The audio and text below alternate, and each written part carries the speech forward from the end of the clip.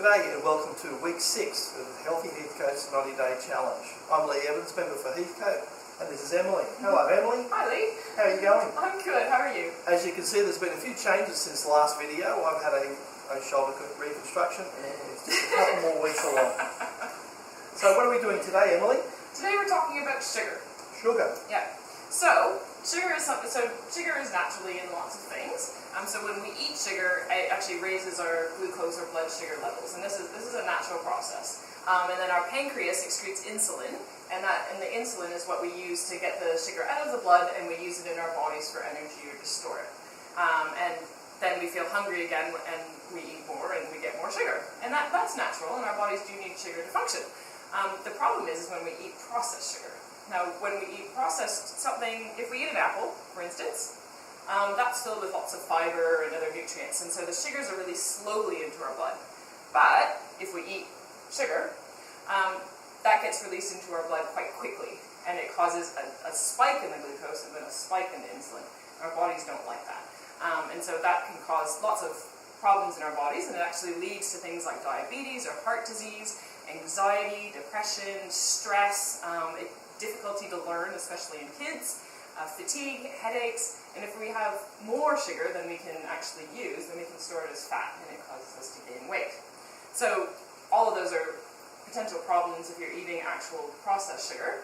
And you can exercise, and you can try to burn off some of these calories, but the problem is the spikes. Our bodies still don't like the spikes, and they're still wreaking havoc on our bodies, and it also causes problems with immunity, and so we have issues with fighting off infections.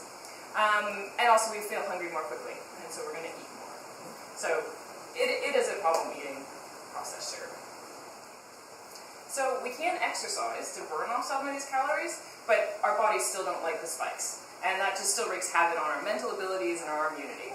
And we feel hungry faster, so we end up eating more. So it still causes problems in our bodies. It's a vicious circle. It is, yeah. What about diet products? I'm glad you asked, because a lot of people, they're advertised as being healthier, and a lot of people do think that they're consuming a healthier product because they're eating a diet product, but they're actually worse for us, and they can actually have a higher risk, if you're drinking diet products like diet soft drink, a higher risk of diabetes, heart disease, and high blood pressure. So they're actually worse, and also there's a hormone in our bodies called leptin, and when leptin drops, we feel hungry. And drinking a diet soft drink will actually cause a drop in leptin, which will cause you to eat more than you originally would have if you've been even just having a regular soft drink. And they're also full of preservatives and chemicals that kill your gut bacteria, but we're going to talk about that next week, so that's a whole other topic. So what I wanted to do now is just demonstrate to everybody some of the sugars that are in some of the common products that people eat. So what we've got, first we'll start with, these are ones that everyone would agree are full of sugar. So this bottle of soft drink actually has 17 teaspoons of sugar in it. So we've demonstrated that in this little bowl. This is 17 teaspoons of sugar. And this chocolate milk, this container actually has 16 teaspoons of sugar. And something to keep in mind, this is just a good example if you're reading labels and trying to cut down on sugar, because it actually gives you what per servings, but this container contains 2 servings of chocolate milk, but I don't know anyone who would drink half of a container of chocolate milk. So you end up drinking 16 teaspoons of chocolate milk.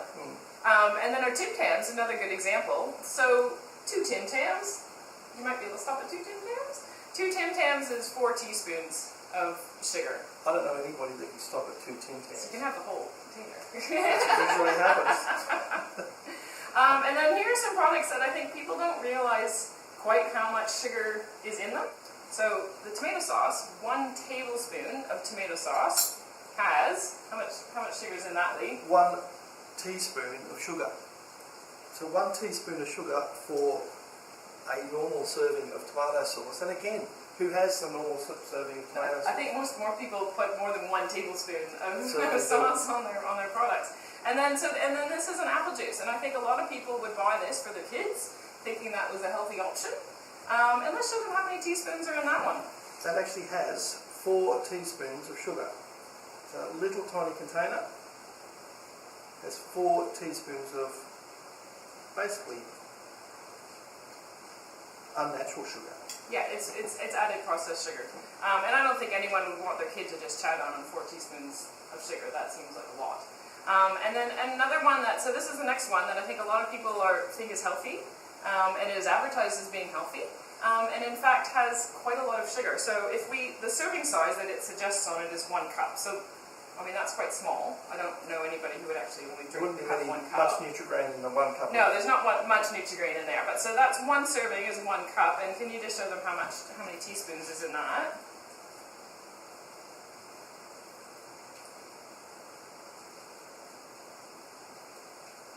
Here, so we've got 2.5 teaspoons in that little cup of Nutrigrain. So you're going to have more than that. I don't think anyone wants to eat that much sugar for breakfast in the morning. So a suggestion for everybody is you can have just an egg on toast, a large egg on a piece of multigrain toast, and that is the exact same calories as 1 cup of Nutrigrain, but without all the sugar. And it'll last you so much longer through the day. It takes longer to process in your body. Yeah, and you'll feel better all day. So so that's a healthier option for you. So just to give an example, that was just an example of some of the hidden sugars. I mean, especially juice, people think is really healthy, and it's not giving you the fruit that just having an apple is, with all the fiber and stuff. So so I think we're moving on to our tasks for this week. So what we want everyone to do, and I know this is going to be a hard one, and people are probably going to get mad at me for this, but it is a challenge, is I would really like everyone to give up soft drink. Just try it, give it up, and see what happens. And because I promise you'll notice an effect. And I know people will try to be like, oh, I only have 1 or 2, I only had 1 on a Saturday, Just try to give it up, just for the challenge. So give up all soft drink. Give up all soft for drink. a week, and replace it with water, really. Water would be fantastic, yeah.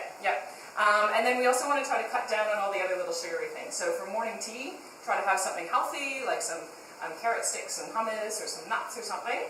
Something healthy at morning tea. Try not to have the sweets in the afternoon when you start getting the sugar craving.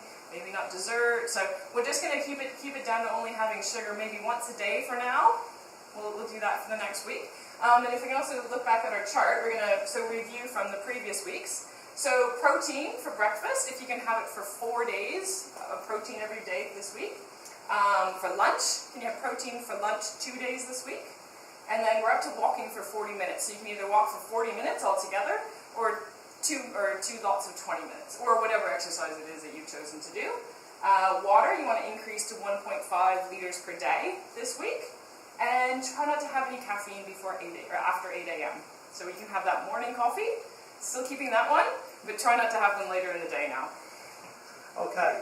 I've also, just when we're talking about this, I think if you think about what your great-grandmother would have eaten, you're probably on a better track than what's happening with us in the modern world. Yeah. I think if you go back to what grandma used to eat, or great-grandma used to eat, you'll be on a pretty solid ground. Yeah, especially next week we're going to talk about a lot of the chemicals that are in our food these days. So that again goes back to what we used to eat. So excellent. Yeah. Well, thank you again for joining us, and I thank the people from Tumbling Waters Retreat for having us here again, and I look forward to seeing you all next week.